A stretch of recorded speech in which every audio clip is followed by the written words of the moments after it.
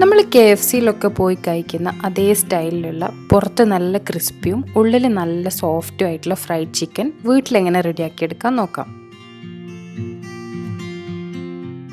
500 gram ചിക്കനാണ് ഞാൻ എടുത്തിട്ടുള്ളത്.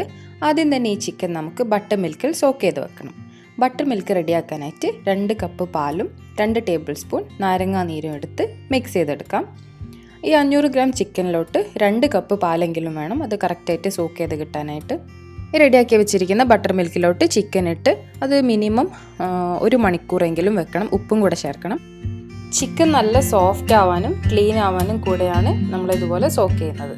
ഇനി മാരിനേഷന് വേണ്ടി 3/4 teaspoon garlic powder, 1/2 teaspoon ginger powder, ഇതിന് പകരം വെളുത്തുള്ളിയും ഇഞ്ചിയും പേസ്റ്റ് ആയാലും മതി, 1 ടീസ്പൂൺ മുളക് പൊടി, 1/2 ടീസ്പൂൺ മിക്സഡ് ഹെർബ്സ്. ഇനി മിക്സഡ് ഹെർബ്സ് കിട്ടുന്നില്ലെങ്കിൽ ഒറിഗാനോ ഉപയോഗിക്കാം, പക്ഷേ ഇതിന് കറക്റ്റ് ഫ്ലേവർ കൊടുക്കുന്നത് മിക്സഡ് ഹെർബ്സ് ആണ്. 1 ടേബിൾ സ്പൂൺ വിനേഗർ,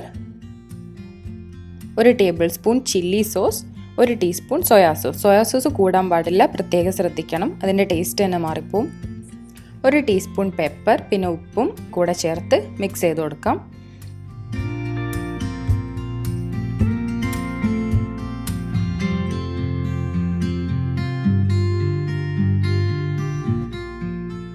ഇപ്പോൾ 1 മണിക്കൂർ കഴിഞ്ഞിട്ടുണ്ട്. ഇനി ചിക്കൻ പീസസ് നമുക്ക് വേറൊരു ബൗളിലോട്ട് മാറ്റി വെച്ച് ഇത് മാരിനേറ്റ് ചെയ്തെടുക്കാം.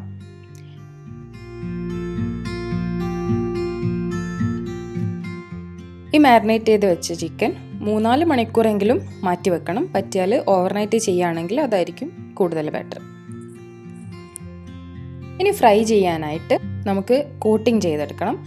കോട്ടിംഗ് ചെയ്യാനായിട്ട് 2 കപ്പ് മൈദ, 1 ടീസ്പൂൺ മുളക് പൊടി കൂടെ ചേർത്ത് മിക്സ് ചെയ്തെടുക്കാം.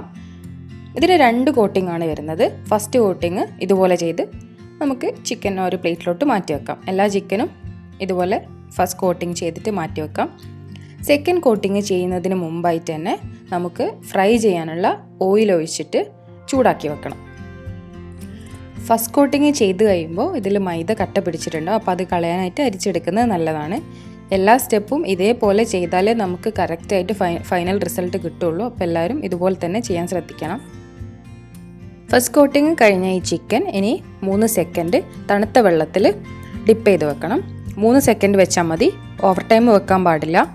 ഇനി നമ്മൾ അരിച്ച് വെച്ച മൈദയിലോട്ട് ഈ വെള്ളത്തിൽ നിന്നെടുത്ത് ഈ ചിക്കൻ ഈ മൈദയിലോട്ടിട്ട് നന്നായിട്ട് കോട്ട് ചെയ്തെടുക്കാം. നമ്മൾ സെക്കൻഡ് കോട്ടിങ് ചെയ്ത് കഴിഞ്ഞിട്ട് പിന്നെ അത് വെക്കാൻ പാടില്ല, പെട്ടെന്ന് തന്നെ ഫ്രൈ ചെയ്തെടുക്കണം. മാറ്റി വെച്ച് കഴിഞ്ഞാൽ അതിൻ്റെ കറക്റ്റ് ക്രിസ്പിനെസ് കിട്ടിയെന്ന് വരില്ല, ആ ഒരു കോട്ടിങ് കറക്റ്റായി കിട്ടില്ല. ഞാനിപ്പോൾ കാണിച്ച ഓരോ സ്റ്റെപ്പും വളരെ ഇമ്പോർട്ടൻ്റ് ആണ്. എല്ലാം അതുപോലെ തന്നെ ഫോളോ ചെയ്ത് കഴിഞ്ഞാൽ നല്ല ക്രിസ്പി ആയിട്ടുള്ള ചിക്കൻ നിങ്ങൾക്ക് കിട്ടും. ഇത് നന്നായി ഫ്രൈ ചെയ്തിട്ട് ഇനി മാറ്റിയെടുക്കാം. ബാക്കി വന്നിരിക്കുന്ന ചിക്കനും ഇതുപോലെ തന്നെ സെക്കൻഡ് കോട്ടിങ് ചെയ്ത് ഫ്രൈ ചെയ്തെടുക്കാം. എണ്ണ ചൂടായ ശേഷം ലോ ഫ്ലെയിമിൽ ഫ്രൈ ചെയ്താൽ മതി. ഫ്ലെയിം കൂട്ടി വെച്ച് കഴിഞ്ഞാൽ ചിക്കൻ്റെ ക്രിസ്പിനെസ് ആയി കിട്ടും, പക്ഷേ ഉള്ളിൽ കുക്കായിട്ടുണ്ടാവില്ല. ഈ ഒരു സിമ്പിൾ മെത്തേഡ് എല്ലാവർക്കും ഇഷ്ടപ്പെട്ടെന്ന് വിചാരിക്കുന്നു. ട്രൈ ചെയ്യാൻ ആരും മറക്കരുത്.